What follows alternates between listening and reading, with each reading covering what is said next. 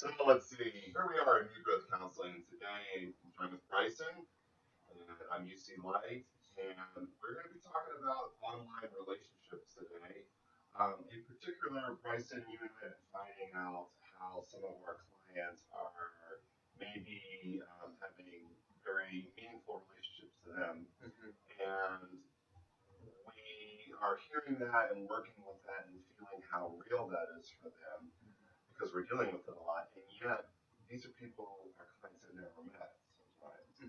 And some of the concerns you and I have, especially around some of that, is what kind of influence these people are, and whether they're real people, whether they're not, some 50-year-old person. Sure, whether they say who they are online, that they're actually that person. Exactly. And then how do we work with parents trying to help them when it's a virtual world? They don't have physical access to these people. So that's kind of the overview, and we want to talk about how parents can think about how to intervene and actually help their kid in this process. Because we feel like one of the big things that's happening right now is that the parents are not as involved, probably due mostly to lack of education, maybe. Sure, certainly generations of parents in their middle age and stuff like that. The internet wasn't around, and certainly social media at the capacity that it is now wasn't around.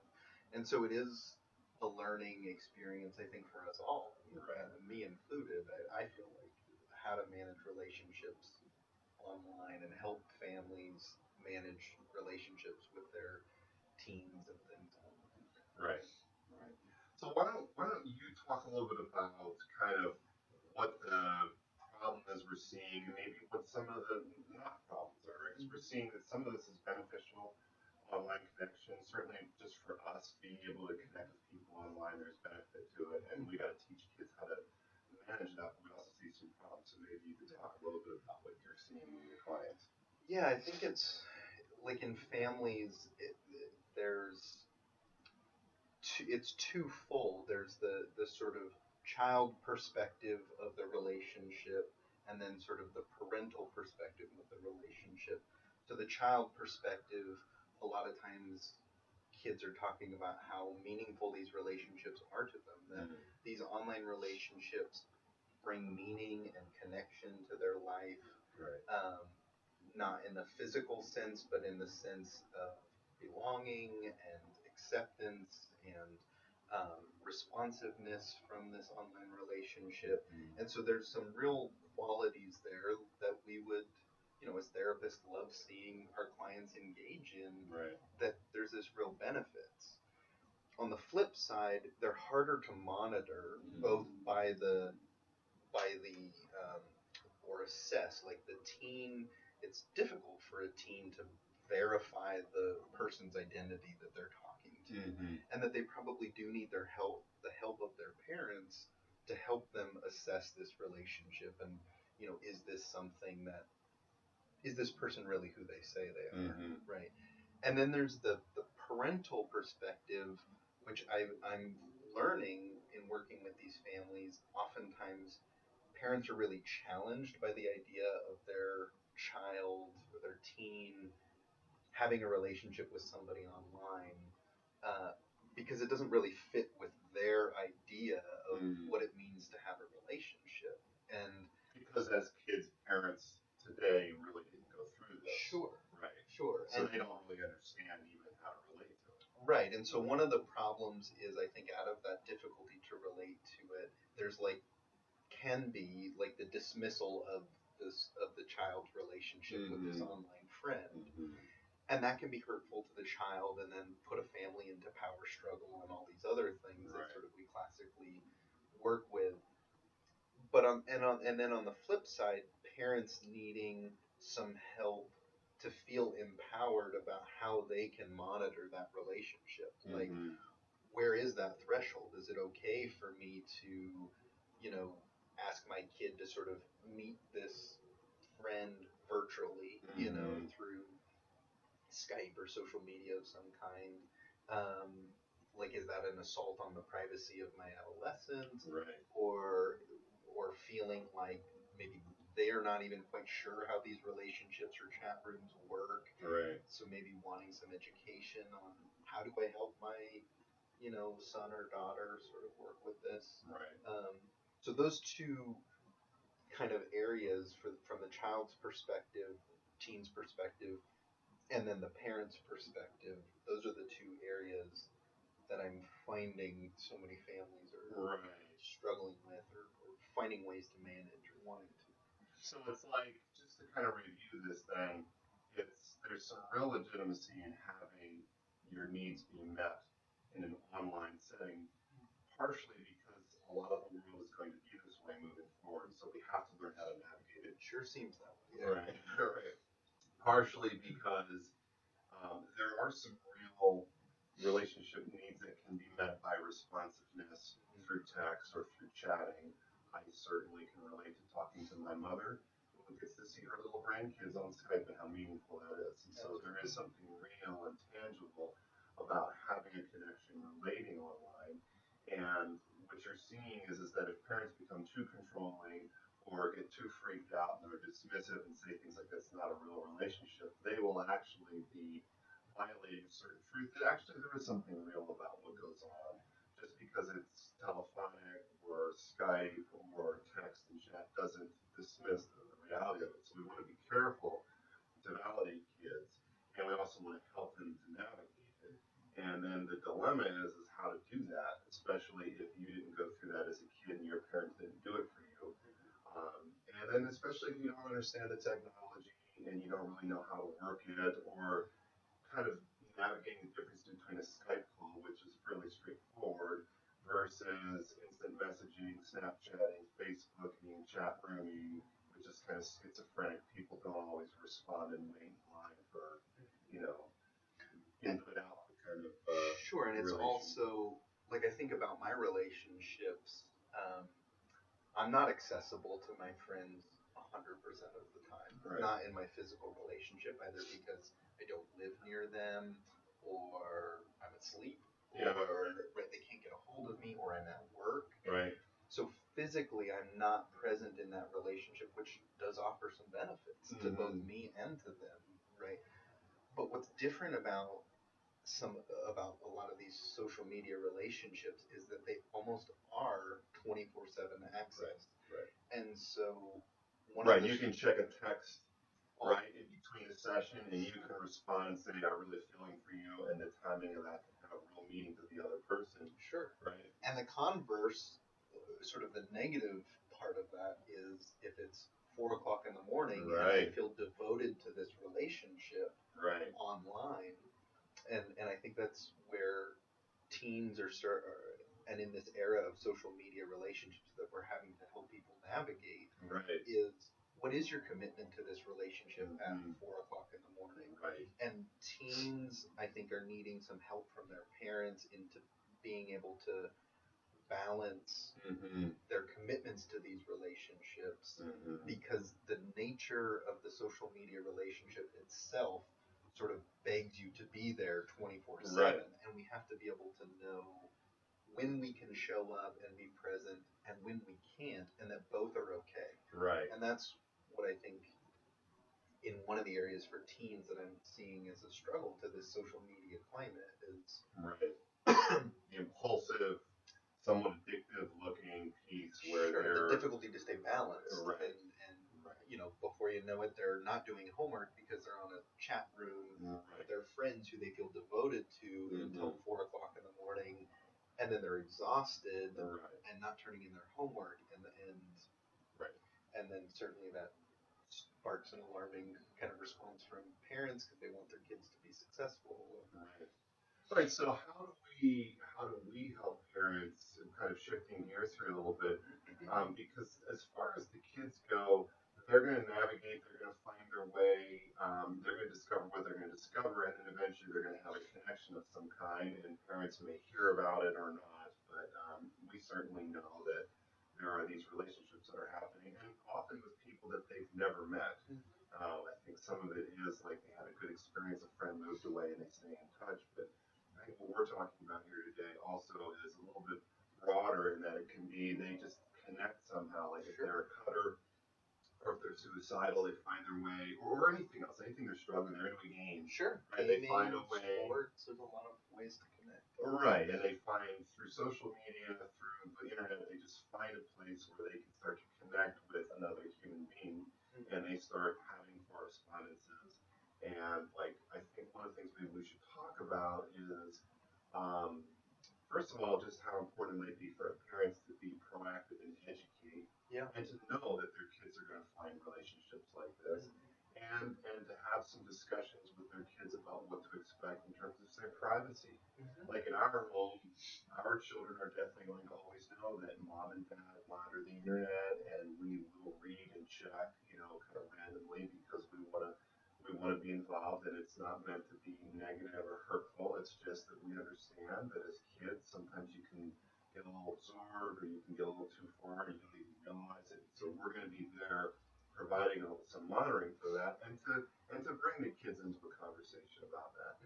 My kids are still young, so it's easy for me to each year kind of layer on as they grow and they understand that this is just part of their life. But for some parents who are hearing us talk for the first time, they may have never talked to their kid about, look, kiddo, we're gonna be monitoring this, or we're gonna be reading your texts, or we're going to be, checking out the sites you go to, and looking further if we decide. Like, right? I mean, Sure. That's kind of an issue. And it's I guess just talking or hearing you talk about it makes me think, it's not unlike what we would do with as a parent with a kid who is getting a driver's license.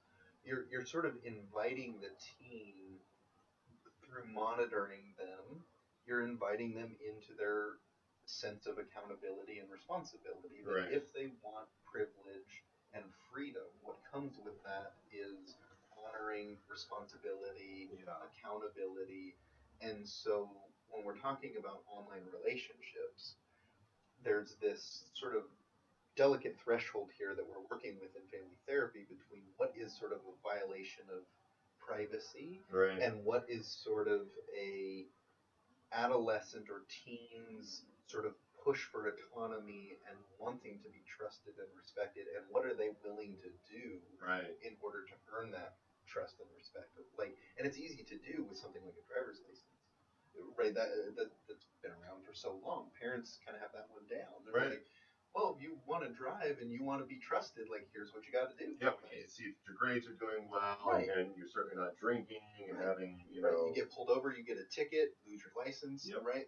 So it's easier to monitor some of those. I think what we're talking about is applying some of the same parenting ideas and strategies to online, which I think sort of classically has sort of, because it's sort of so new in the grand scheme of things, it's existed in this area that is sort of nuanced, where parents are feeling challenged by it. Teens can sort of, I don't know if exploit it is the right word or a fair word to use. They often have more knowledge of the technology than their parents, right? Yeah, and so helping encourage and empower parents to work in these ways, and at the same time helping parents to help their kids be in that space of accountability and responsibility.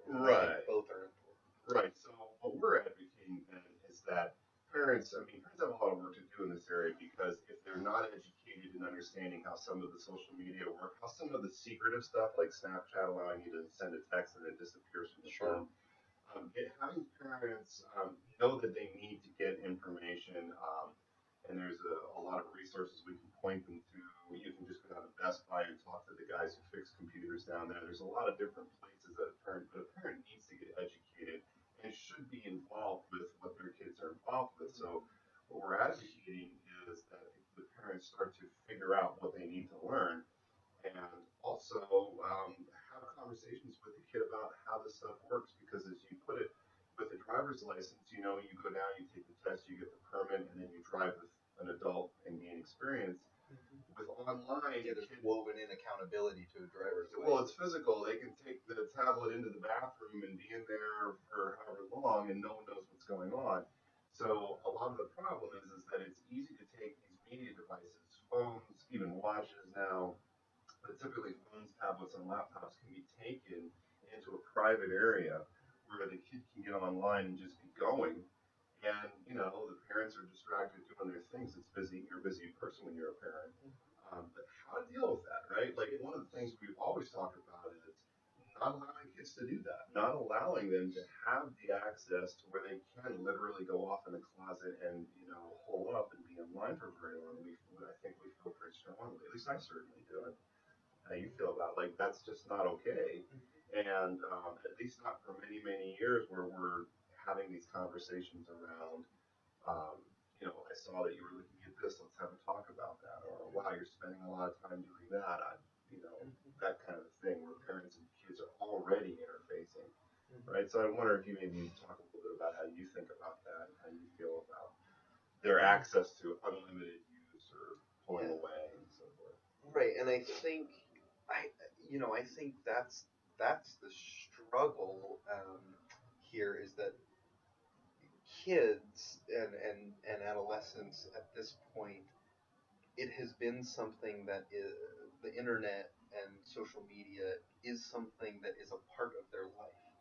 They grew up with it. It's Right. there. They've developed identities around it. There's real meaning in it.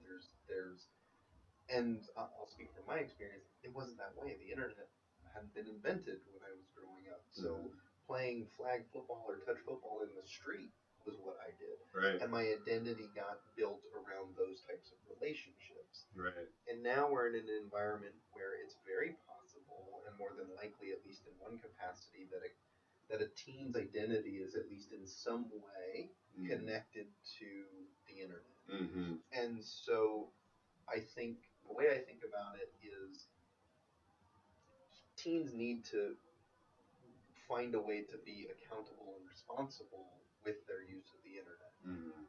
If they can't, if they're struggling. So let's say they are playing video games a ton online and their grades start to slip. And that's something that the family has said, okay, one of the expectations here is that you're able to pass your classes and whatnot, and you will get access to the internet or to social media or to your tablet or to your phone as long as this expectation is met. Grades are a certain level, homework's getting turned in.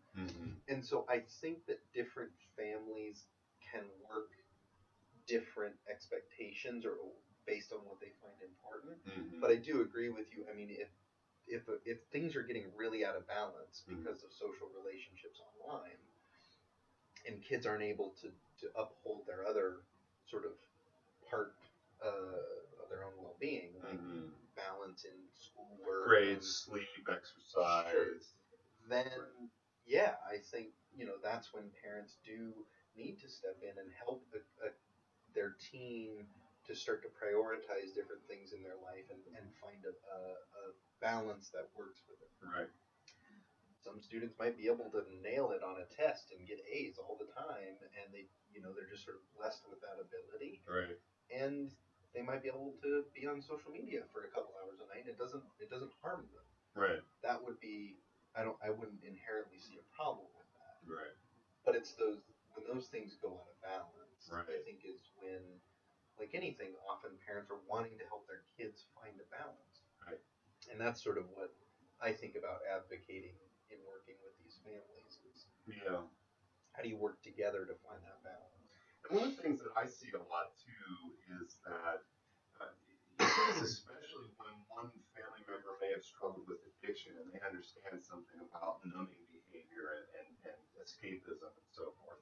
But even if you don't have that in one of the parents, you definitely hear complaints that, the kid's eyes are glazed over and they're just like halfway present. And, the parent or other family members feel the disconnection that occurs when someone gets absorbed into, we could call it screen time because this doesn't necessarily relate to social media. It could also relate to just online gaming or other activities like watching YouTube. Yeah. But what I think we see there is that part of the danger here is that, we still don't know a whole lot about what the brain's relationship is to extended screen time. There's still a lot that's going to be discovered about that, and I think we tend to know for anyone who just watches too much TV that there's something negative about it. But getting back to this issue of relationships for a minute, I think what we've both seen is that there are some of our clients who get sucked in Mm-hmm. and get sucked into relationships that then start to become part of the conversation. You know, like they start to reference somebody that they know online, and parents are sometimes a little shocked because they don't know who this person is. And then over time, they'll hear more and more about this. And I think maybe we could probably get a focus kind of in those conditions because we are definitely seeing that. Yep. And we are definitely seeing, especially kids who are coming into counseling who are suffering with something already, like anxiety or depression or a trauma. These kids are prone, in a way, to those kinds of relationships because they are able to kind of go off on their own and they are able to have this virtual relationship. They don't have to hug these people, deal with them, interact with them, and handle all the kinds of social nuances that you have to, say, in school. They just kind of get this intellectual content, um, conversational piece, and that's it. And that is perhaps some of the more fulfilling pieces that we find in connection anyway. Yeah. Right, where we open our heart, we open our mind, we get stimulated intellectually, and then someone, responds. And like that piece is where I think we're starting to see how our concerns about what parents should be doing with those circumstances, especially when we start to see that those online relationships are influencing Yeah. a kid, and potentially we don't know how they're influencing it, right? Maybe you could speak a little bit about those concerns. Yeah, I mean it's I think about parenting how a parent would with another relationship that's physical in nature. Yeah. Like a kid comes home from school and they're talking about Johnny and how influential Johnny is in my kid's life. Right. And Johnny's good at this and Johnny likes this and all these different things. My And instinct can I hang out with Johnny Sure. this weekend, right? Right, and my instinct goes to, well, I don't find anything inherently wrong with that, but I'd sure like to meet Johnny. Yeah. If he's this important in your life and this influential, I want to know about this kid. Yeah. Who are his So, parents? yeah. Where's he from? Bring him over. Yeah. I'll do dinner, whatever it is. Sure. But there's this FaceTime, and which offers sort of a multitude of things, but two really important things. One is a sense of the child that what they want matters to their parent. That's an important thing that we know. That Having a kid over shows to the kid, look, I value that you have friends and Yeah. they're welcome here. Right. Right. And second, for the parent to be allowed to do a little gut check with Screen. themselves. Yeah. Like, what's this person's motivation? What do they get out of the relationship with my kid? How are their parents? Those types of things Right.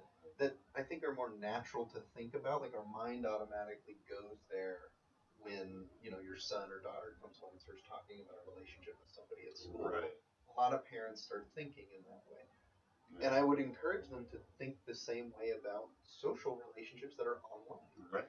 Right. Where if my kid is talking about Johnny, who he talks to on a chat room all the time, I'd like to set up a scheduled time to meet Johnny virtually through social media, Right, whatever right. medium the child is using, if it's Snapchat, whatever, Twitter or Yeah. Skype or whatever. That Yeah. I want to have my own parental experience of this child, of this kid, of Not filtered through your kids telling you about them, right? Like if this is a Twitter person, you want to go. Now that's pretty easy to handle, right? You just log on to Twitter in your own time and check out this person's tweets. Yeah. And get a feel for them that way. Mm-hmm. And then do you tell your kid? And like my sense is that you do. Like, hey, I want to go see Johnny's Twitter account. He talks a lot about this, that, and the other, right? Like have it open that up, right?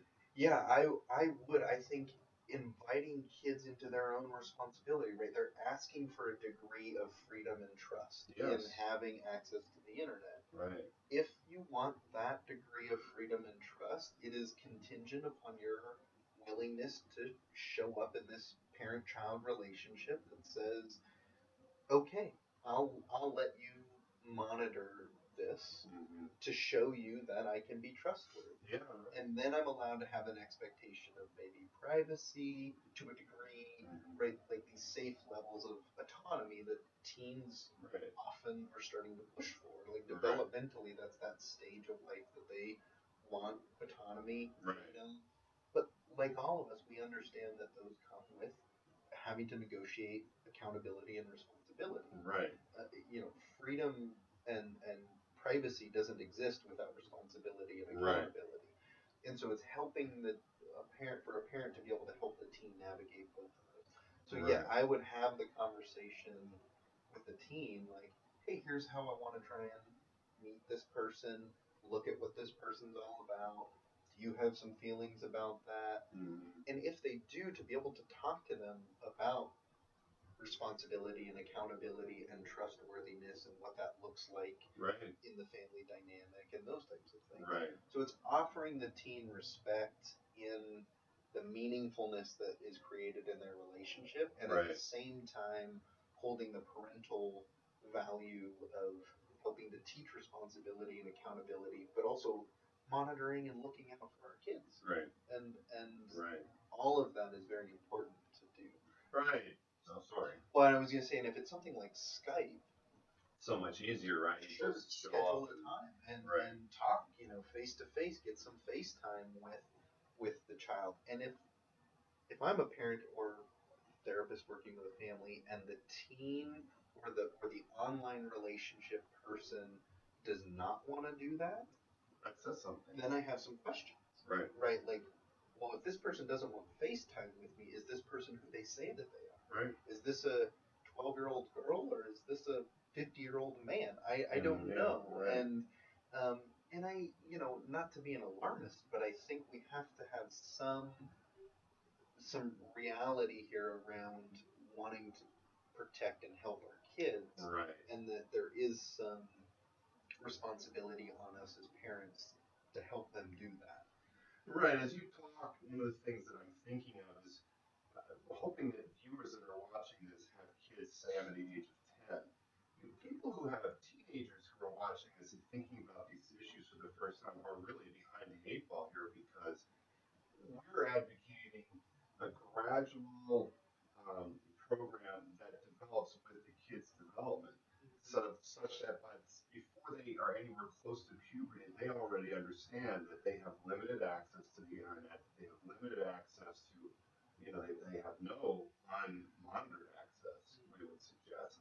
But then as they age, that the parents would discuss with them, like, you can have more time. Like, I don't know too many 8-year-olds who have their own smartphones right now, Sure.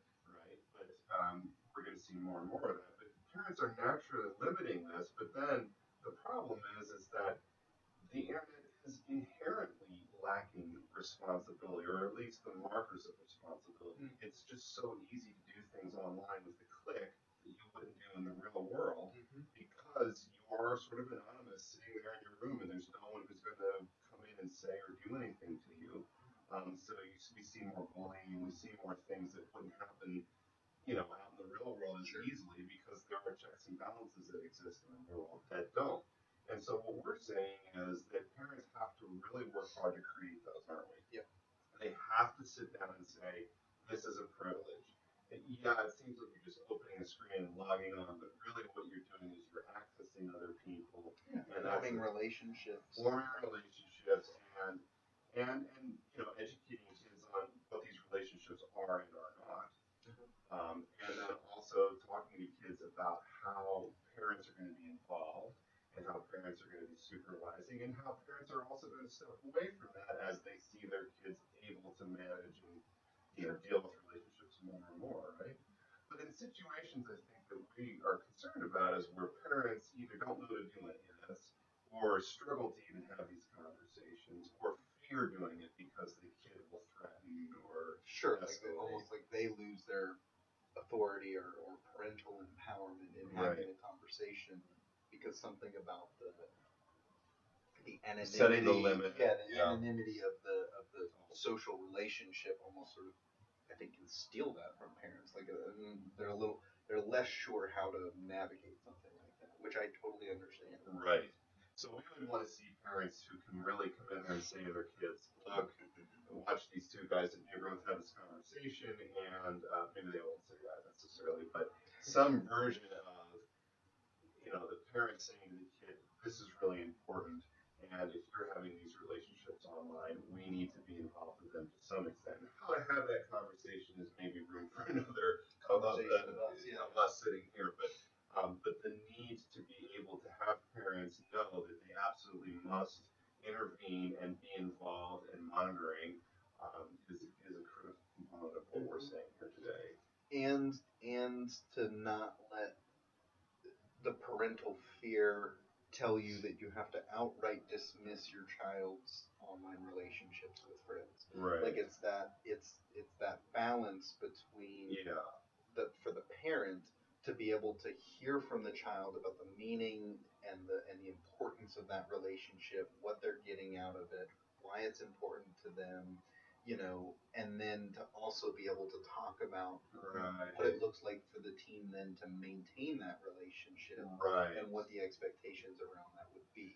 Because I think it's the twofold between parents who can sort of just sit back and say like, boy, I don't even know, I'm not even going to touch this one, like fingers crossed everything's cool online. Right.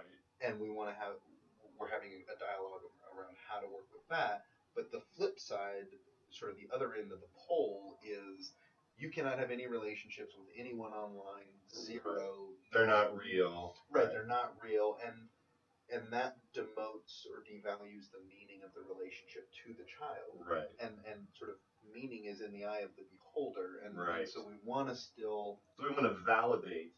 We want to help parents validate that the kid's online experience is part of their normal development, and they are going to develop relationships online and have them, much like parents have them online, to whatever extent parents do, and not to devalue that or get afraid and try and dismiss it.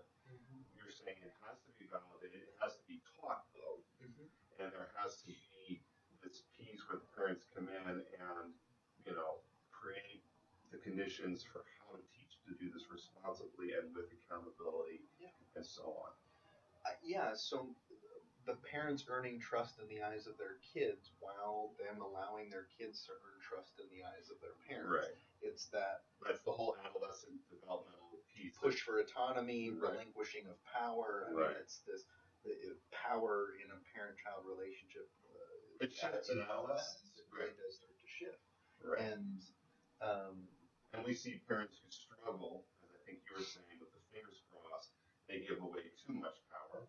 And then we see other parents who don't give away enough power, and then we see the symptoms in the kid, and that can be around anything. That doesn't necessarily have to be with online. Sure, but and this conversation sort of using a lot of what we kind of deal with classically in that parent-child-adolescent relationship as therapists, moving that conversation to include things like an online relationship. Right. Well, I think that's probably a lot. We've spoken for probably half an hour here. If anyone's watched this far, Bryson Greaves and UC Light for New Growth. And if you have any questions, you can contact us. This is our first podcast, so we don't really even know how to do this yet. Yeah, it's a good time. It is. We're dealing with this quite a lot with our clients, and we would love your feedback, comments, ideas, criticisms, whatever we invite in, and we'll take responsibility for